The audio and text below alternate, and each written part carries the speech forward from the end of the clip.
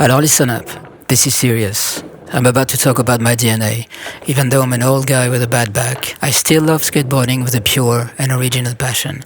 Skateboarding raised me just as much as my parents did. I know it sounds strange to say that a wooden board taught me about life, but it is true, and deep down I think you know it too. Back in the last century, when I first picked up this activity, we called it a planche à roulettes, a kid thing. We spent more time sitting on it than standing. We'd race down the hills, laughing our heads off. It was a time when our parents let us play in the streets, dodging cars at the risk of our lives, only to go back home and lick lead-painted walls. Bon, I'm getting a bit carried away here.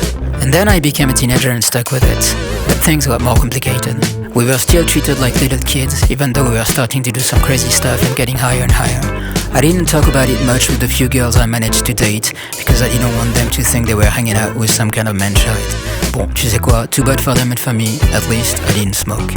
That's when skateboarding started taking over my life. I thought about nothing else, how to pull off certain tricks, going to bed and waking up with skating on my mind. I would not give up until I nailed the trick I was working on, and then I'd think about an even harder one. It was endless. That time fills me with deep nostalgia. So let's illustrate this moment if you're still here, with an interlude using a harmonic device dear to bar, the pedal points. In short, the chords change while the bass stays on the same note, creating a sense of anticipation until the release, the arrival on D minor. Here's a beautiful demonstration.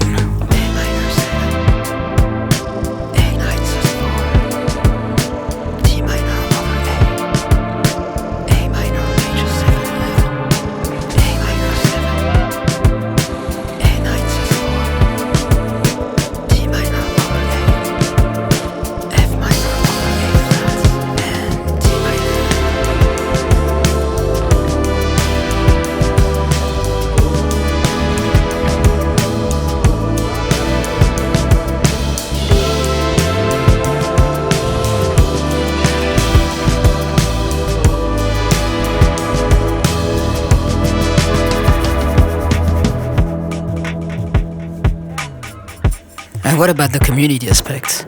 I came from the French bourgeoisie, and suddenly I find myself mingling with people from all social backgrounds and colors, without judgment or competition. Our only goal was to help each other have as much fun as possible, while engaging in any artistic activity, because the idea was also to make it look good, impressive for us and for the others. And then, there's this crazy thing that I realized one day. The relentless perseverance. I spent about 10 years coming home every Wednesday and weekend covered in scrapes, because I'd spent the entire day throwing myself to the ground to land a trick. Only skateboarding does that. It's a tough, self-inflicted activity that requires hours upon hours of practice to master something simple. You fail far more than you succeed, but you never give up. You push through, and eventually you make it. And when you apply that mindset to other parts of life, it's an incredible teacher.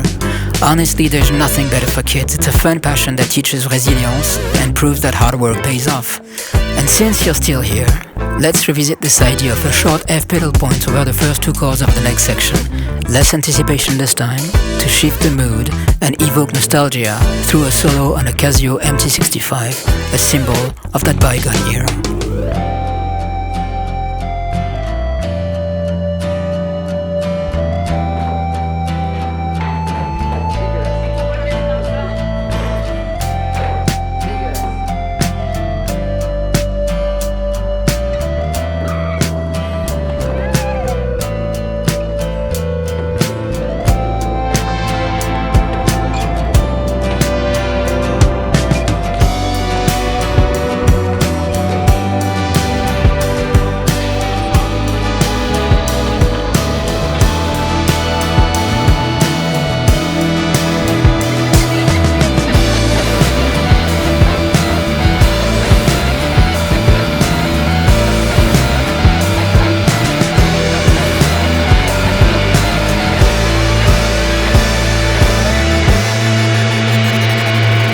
Now, I distanced myself from skateboarding when I started making a living in music.